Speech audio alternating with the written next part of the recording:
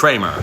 So Michael Richards was one of the most loved guys in the 1990s, playing the character of Cosmo Kramer on the show Seinfeld, but then when he tried to go out on his own, it didn't really work with him dropping the N-bomb, but now he's trying to make a comeback. The character of Cosmo Kramer was based on this guy right here, Kenny Kramer, who was the neighbor to Larry David, the co-creator of Seinfeld, and originally the character's name was supposed to be Kessler in the show, but Jerry Seinfeld said with a name like Kramer, you just had to use that name. When Michael Richards got cast as Kramer, Jerry Seinfeld told him it was just going to be a minor role and he'd barely be in the show. But he ends up the most popular character on the show, so they write him into the main cast for the second season, and then by the final 3 seasons, he was making $600,000 an episode or $15 million a year. After Seinfeld, he tried doing his own sitcom called The Michael Richards Show, where he basically played Kramer just with a different name, and the show was a total bomb, going for 1 season. And then in 2005, his career kinda ended after he tried to do a stand-up comedy tour, but then he dropped the N-word on a black guy who heckled him. And now 20 years later, he's doing another comedy tour, so what could go wrong here? And with that, I'm Charles Peralta. Please subscribe to learn something.